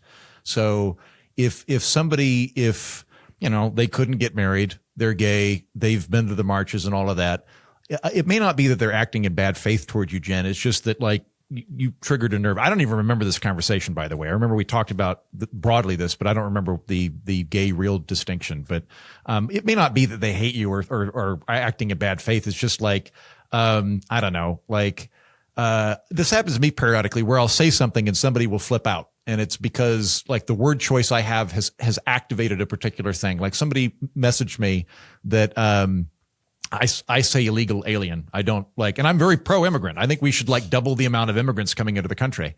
I'm like, I don't think immigrants are bad. I think immigrants are great, right? But I have no problem using the word illegal alien. I don't like saying undocumented worker because that implies it's a paperwork filing issue. And I feel like that's a tricky way to try to force people to come over to my position. But, like, somebody flipped out about it and, like, but they were an immigrant and like they're dealing with their own thing. I stepped into their bear trap. It wasn't really a reflection of me or even their interpretation of me. Could be a similar situation. I feel like we're all responsible for regulating our own emotions. So if you know, because you've listened to this show for years, that I have zero hatred towards gay people and that I want you to have as many rights as everybody else, and I say one word and you lose your shit, get therapy. And I would like to tell the Log Cabin Republicans, you should invite me to your shit. I've been saying for years, every gay man is less competition for me and higher property value for you. If that's not a great fucking phrase for the Log Cabin Republicans, I don't know what is. Give me a call. Until you say the wrong word, then you're going to see the ugly side. Man, yeah. Now with this ass. In that rainbow suit. Yeah. No. I'll just pop another button. I'll be fine. I'll flirt my way out of that. Unconscionable gay babe. This fucking guy. We're in an intimacy crisis was our second topic. Actually, the apps are good, right? I am a 34-year-old male. I grew up with fairly severe social anxiety. Despite being told I was attracted by female friends, I had the same female gaze blindness as Andrew and generally lacked the confidence to approach women and flirt. Because of this, I mostly stuck to relationships formed via connections through friends and sometimes stayed in them with people that weren't always the best match. Tinder came out when I was in college and holy hell was it a revelation. The early days were a golden age and suddenly I was getting action left and right. Things slowed down over the years and eventually Bumble allowed me to find a woman who would eventually become my wife. She's the love of my life and we would have never found each other if it weren't for the apps. I love that. Email her. No one likes a braggart.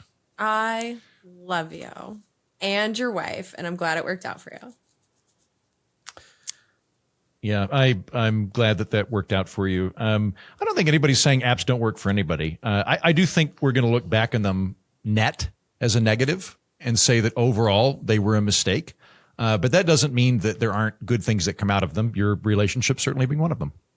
I know so many great couples that met on the apps.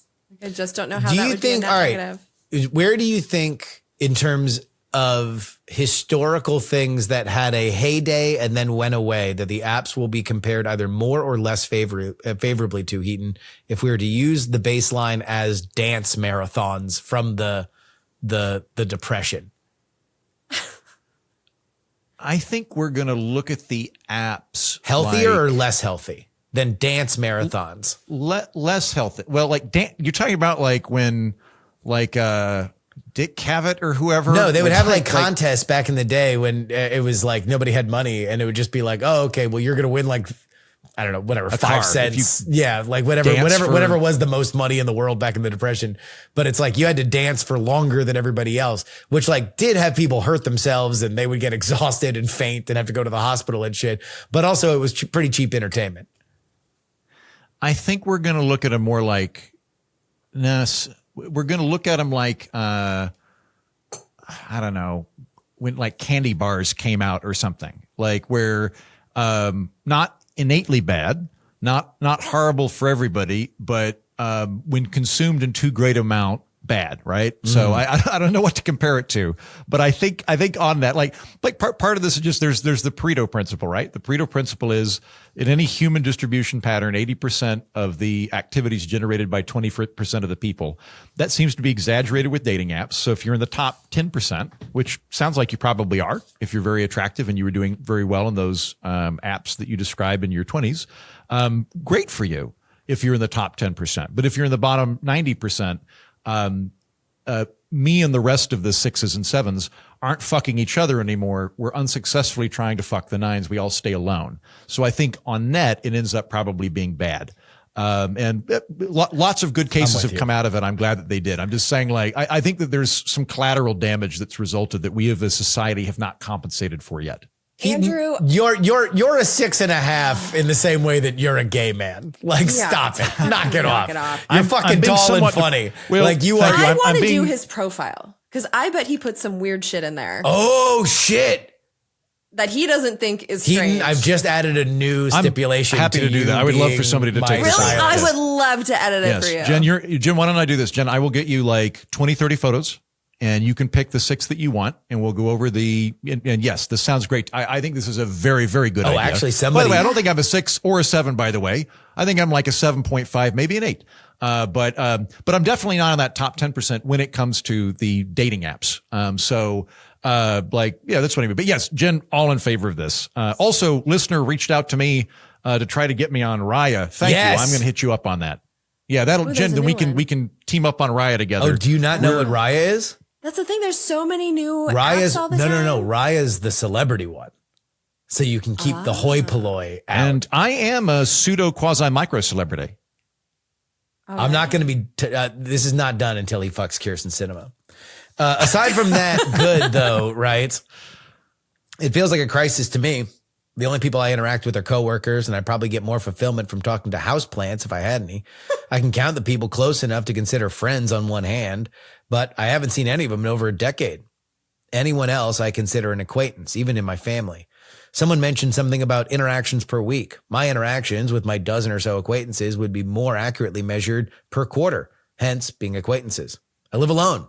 I work a shift that forces me to sleep past noon. On days off, I tend to sleep in past business hours, so even normal person errands require more effort and forethought than I can usually muster.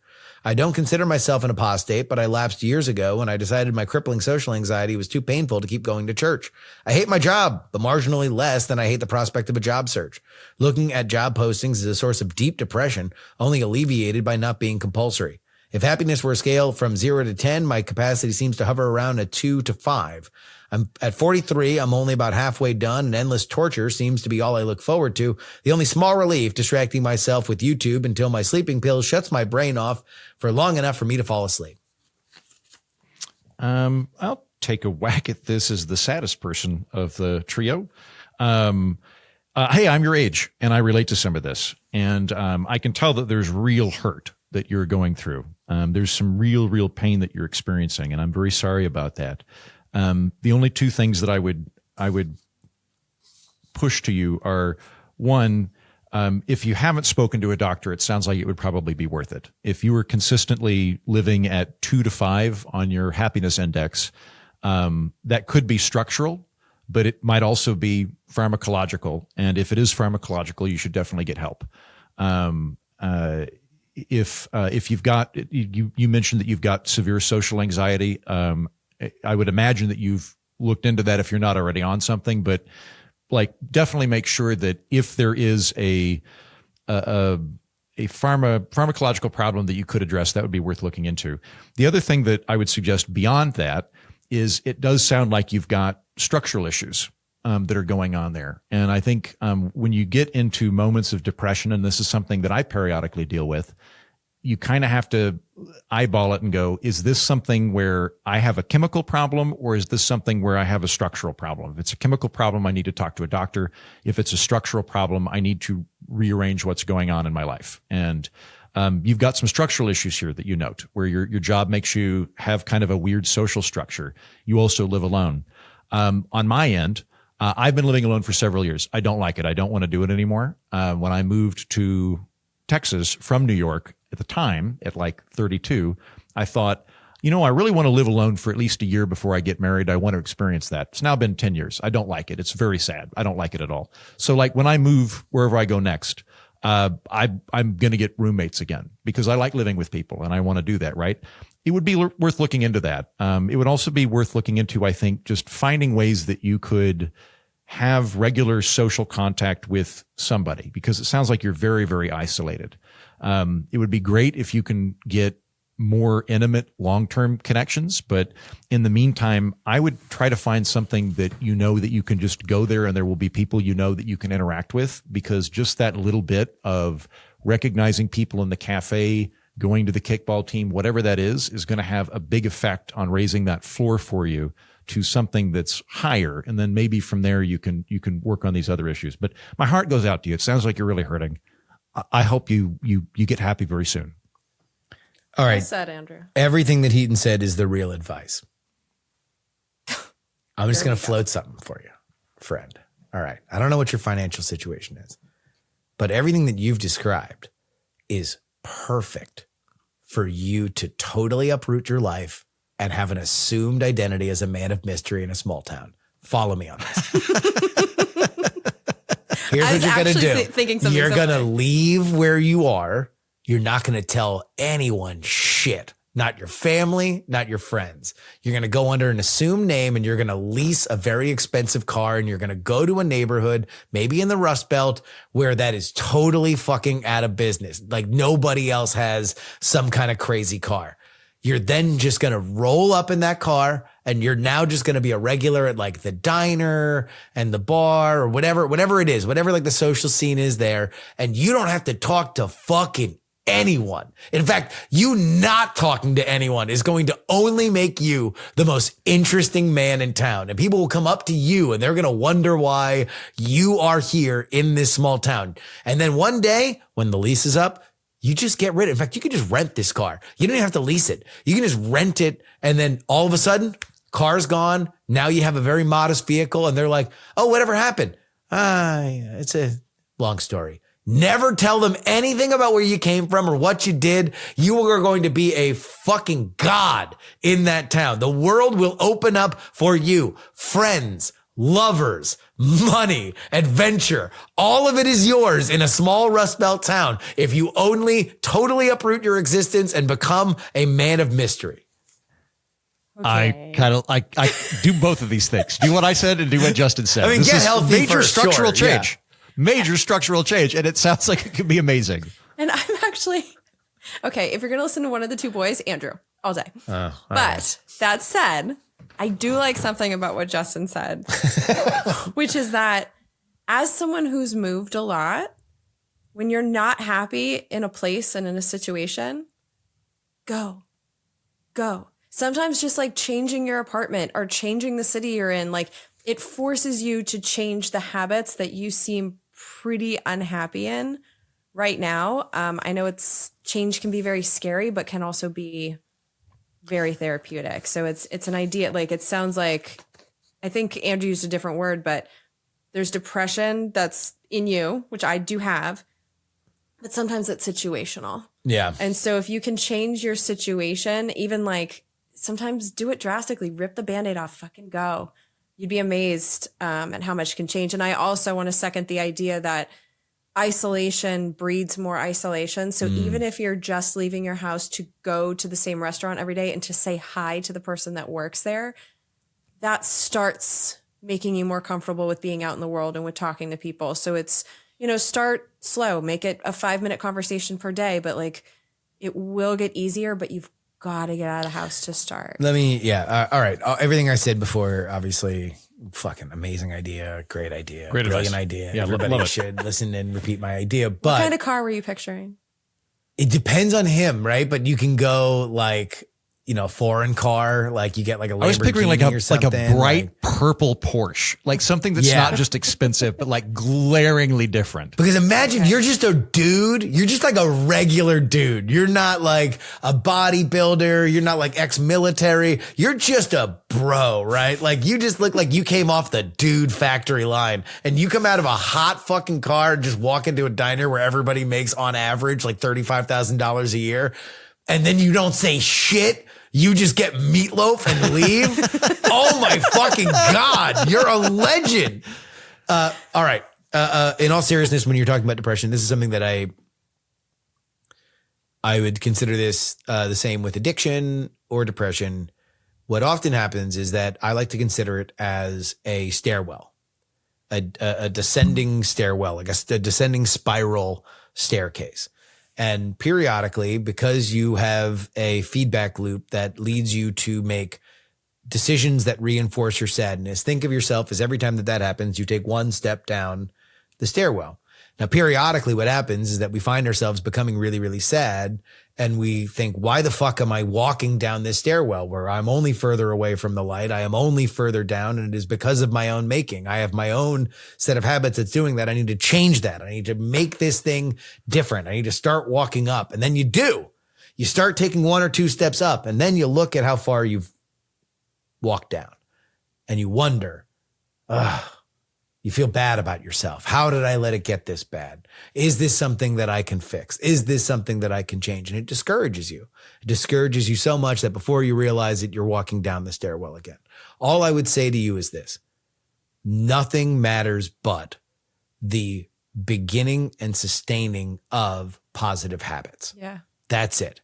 That's the only thing that matters to you right now. And it might not feel right. It might not feel good. It might not feel fun. It might feel like work. But I'm telling you, these habits work for a reason. There's a reason why the most frustrating advice ever in life is the simplest. Whenever you realize like, oh, wait, drink more water, get more sleep and work out. Like, oh, fuck, my life is better. And you just feel mad. You feel fucking pissed off that you're like, God damn it. Like, why? I always want to think through it. I want to think the 5D chess version of if I bank shot it. No, it's all simple, elemental. At the end of the day, we're all just shaved apes. And like all of this stuff is easier to get through. And like, yes, there might be a pharmacological way that you can short circuit some of the worst patterns of your brain.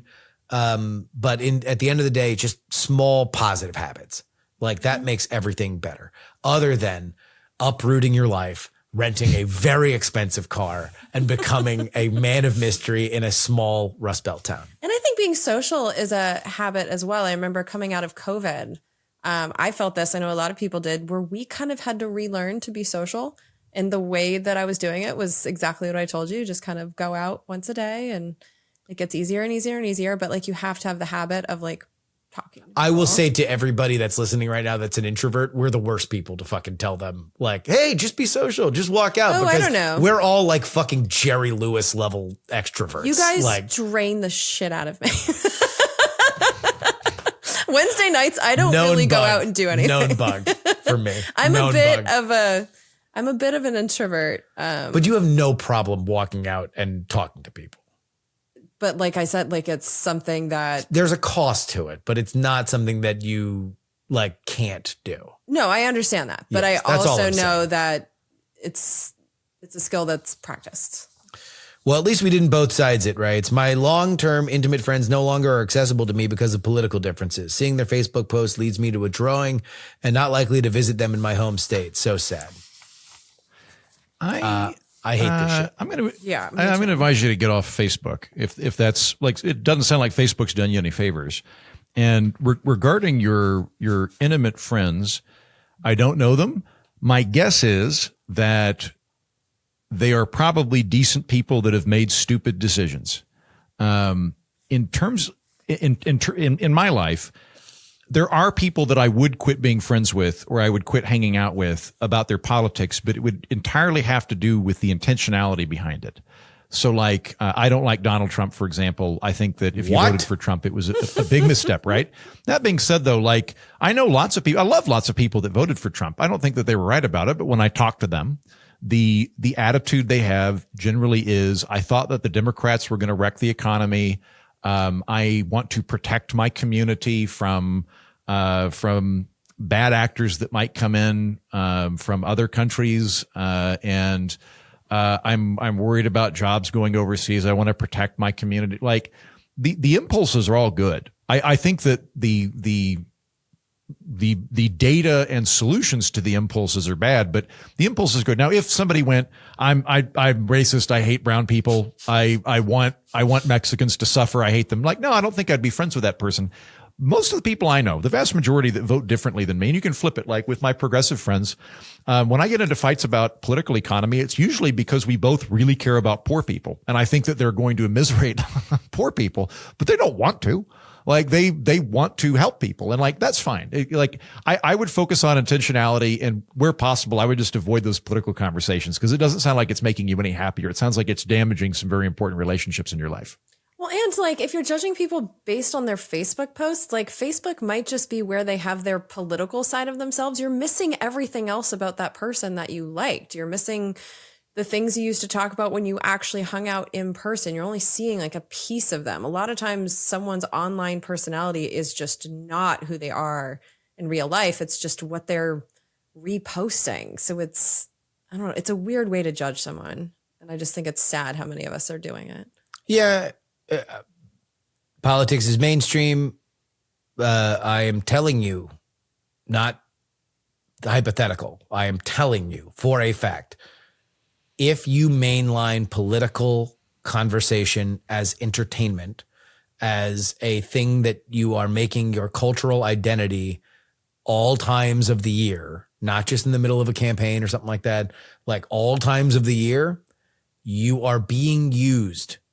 You are the fucking people in the Matrix that were being used as batteries. You are being drained for your attention and your money. I'm telling you, it is not worth letting go of friendships. It is not worth of letting go of family. And if you have people in your life that are too far down that rabbit hole, it is worthwhile for you to find connection points that go beyond it. I'm just saying this is an active milking of you and your family and your friends for money, for consultancies. It is that fucking cynical. They are tricking you into doing this. Your vote can be free. It can be silent and free. You can put up a lawn sign if you want. I'm telling you, all the shit that happens, all the mythology that goes on around it. Oh, Nancy Pelosi's a fucking Nosferatu and blah, blah, blah. And Trump is the fucking biggest fascist on the planet. These are all narratives that are meant to keep you entertained so they can get $5 to $10 from you every once in a while when there's big money. And when you're not doing that, you're a little fucking mouse in a cage hitting a button that boosts the algorithm on Facebook pages that they are going to use to harvest for money later. Like, this is not anything other than that. You are being used. Please liberate yourself and your family and your friends. And please pay 100%. for our podcast, patreon.com/we're not wrong. That tells you good shit like that. That gives you plans for life, like uproot your existence, buy a Lamborghini, and become a man of mystery in a small town. Fuck! Why shouldn't I have it right? Social media is a direct cause of the intimacy crisis. Why go outside when I have to make new friends if I can stay home and continue my parasocial relationships with a number of influencers, celebrities, and old high school friends, TV shows, and even podcasters who might just read their email on their show and make you feel seen in a way that no woman ever has. Social media is the relationship equivalent of junk food. It's convenient, easy to consume, and feels pretty good while we eat it. But ultimately, it's wildly unhealthy when not approached with care. Compared to Taco Bell, it's a way harder to go to the grocery store and make yourself a healthy meal, just like it's way harder to maintain a friendship with somebody who expects more from you than liking their posts and maybe paying for their Patreon. Patreon.com/we're not wrong. I did not say that I read it in the email. We are living lives of convenience and intimacy, romantic and otherwise, will ultimately require you to inconvenience yourself at some point, which is becoming less and less popular. While inconvenience is completely unnecessary for an online relationship, friends don't let friends take an Uber to the airport. Number one, I will let all my friends take an Uber to the airport. That's fine. 100%. In general, I understand what you're saying. And I will say, I have made a diet for myself with Twitter. I am now not going to go on Twitter before noon because I find that it just kind of irradiates my attention span. And if I need to get shit done that isn't this is always easy to me because it's bullshitting and talking. But if I need to focus on something like reading, researching, editing, that kind of shit, my attention span is fried if the first thing I do is look at social media, like right out of bed. So I need to save that. I need to build up a little bit more of a healthy dopamine budget before, and then after noon, you know, how much do I get fucking done in the afternoon anyway? Like then I can fritter it away and retweet fucking people and find out that Milo Yiannopoulos is gay again. Like that's the kind of thing that I can do afternoon, but I can't do it in the morning. We'll see whether or not I hold to it. I broadly agree with this message. I do think social media is the Johnny come lately to a larger story of relationships atrophying in the face of convenience. Robert Putnam wrote Bowling Alone years ago. It's a really good book. He goes through the data on why social connections have atrophied since the 1960s. And he tests it in all sorts of very interesting ways of what if it's government crowd out? Maybe the government creating social programs lowers the amount of people joining clubs and things. It's something that would be very resonant to me with my worldview. But then he looked at it and he's like, nope, turns out that like there's really no correlation between states that have much more social spending and states that don't. Like that doesn't seem to be the issue. We can throw that out. And really what he came up with was television was the huge precursor to all of this. And it was just the fact that prior to television, if you needed entertainment, you had to leave your house and go hang out with your neighbors or go to a barn dance or go to church or something. And now we have cheap, ubiquitous, high quality, reliable entertainment. And I've certainly felt the sirens call of that. When I moved to Dallas a few years ago, I had to will myself to go swing dancing or do something because I was tired. I'd had a long day. I could just stay home and watch Star Trek and drink a beer. And I think that phenomenon's happened all over the place where the Uber's a good example of that. It used to be you had to have your neighbor drive you to the airport or, borrow a hammer from your neighbor. You don't have to do that now. If you want a hammer, you can just go on Amazon, get one for $12. It'll be there tomorrow. And it's too much of a good thing. Like the modern society we have has this bizarre phenomenon where we've cured lots of ills, like with kids. I think the reason that we have declining birth rates is that you don't have to have children anymore. If everybody had to have kids or you would maybe starve to death in your old age, there'd be a lot more kids. As it is, they're an expense now. A good expense. Justin, I'm sure that you're glad you had a kid, but it is a thing where a lot more people have to willfully decide to have kids rather than rely on them as a pension plan. And entertainment has done that. I do think social media is a part of that, but I think really is just the fact that we've got ubiquitous screen entertainment that keeps people at home instead of going out and socializing. Yeah. I mean, I don't know. I think we are in the process of developing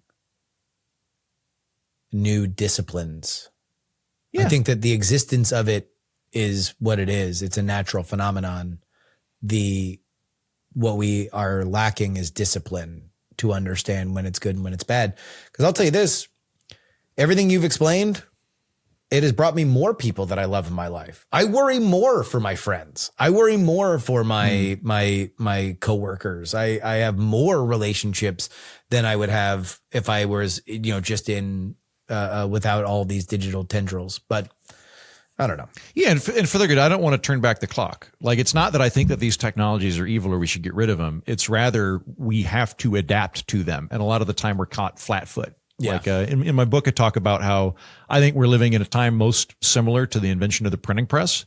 And when the printing press was invented, like Martin Luther didn't have new ideas. The ideas had come about many times prior to Martin Luther. It's just previously the Inquisition could catch the guy and set him on fire and his ideas wouldn't leave his town. The printing press allowed that to go everywhere.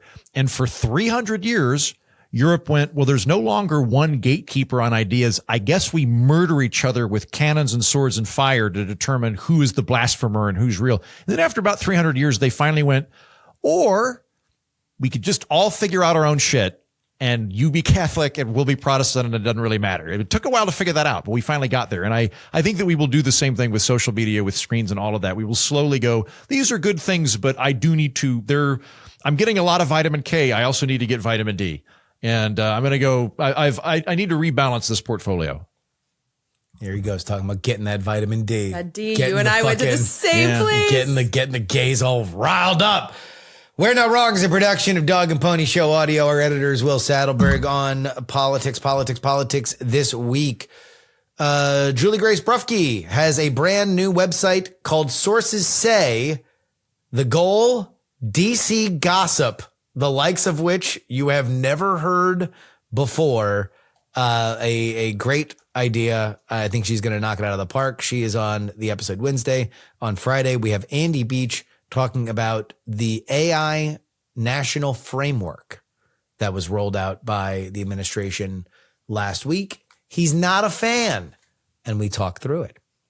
Jen, what is sizzling upon the dish?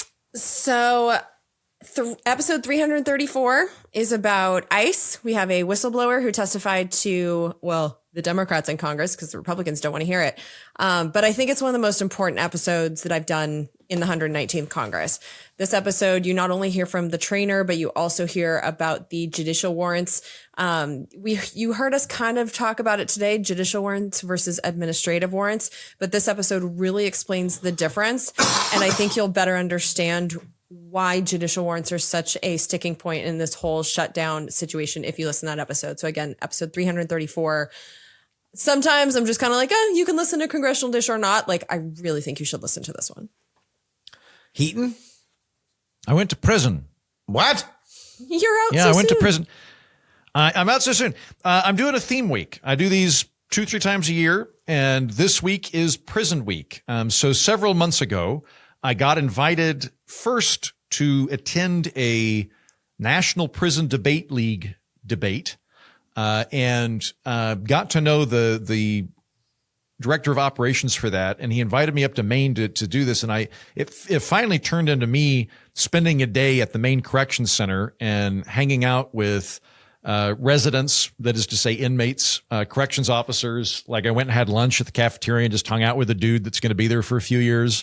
Went over to the women's prison, pet an enormous amount of dogs. There was a lot of dogs there. I had a really good time touching the dogs, but went to the library, chatted with the librarian, drank prison coffee, chatted with a guy that's going to be there for another 30 years.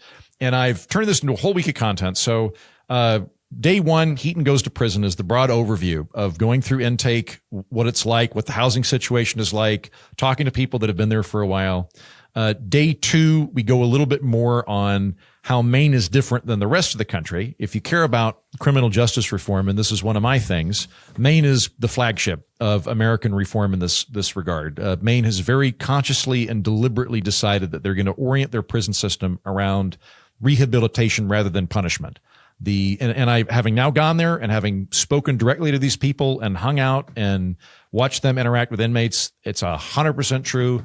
It's deeply impressive how much the people there care about the people that are coming out of that system. And their goal is very clearly to get people that are in the Maine Correction Center to be educated and emotionally stable by the time they leave so that they can get a job and not come back. That is very much what they're trying to do. And I think that they're doing incredible work. It's something that I might try to get like a scholarship fund or something and then get state legislators to fly out. I think July and August would be lovely in Maine. I might try to set up a thing where if you're like the Oklahoma State Legislature, I'll try to fly you out or something. I would love for this to happen. That's day two. Day three, I went to the women's prison and talked to a lady largely about what it's like being a parent if you're behind bars, what all is involved in maintaining those relationships with your parents and your kids, the difficulties of that. It's more of the emotional side, the relational side of prison. Tomorrow, Chandler, new friend of mine that I met through this experience, who's a former resident, inmate, comes on, and I just ask him a bunch of random miscellaneous prison questions I've always wanted to know, like, how do you make prison wine? What does it taste like? Where do you get the ink for the tattoos? Shit like that. It's a fun chat. And then finally on Friday, I've got the commissioner of the main correction system coming on. So the commissioner is the warden of the wardens. He's the guy in charge of the entire correctional center. He's a fascinating fucking dude. I would love it if he ran for governor. He was warden when his dad was an inmate. Like, he's got an interesting backstory and is a really cool dude. So if you're interested in prison in general or prison reform in particular, the Political Orphanage has a ton of stuff for you this week. Sounds really cool. Listener, when you become a man of mystery in that small Rust Belt town, just drop facts that you listen about prison. Like, don't ever explain where you got it, but just drop random facts just in the conversation. I'm telling you, we're going to build a fucking persona for you, dude. All right. That's about it. For Jen Briney and Andrew Heaton, I'm Justin Robert Young, telling you that we're not wrong. The Iranian Lego memes are. What? Of course you would.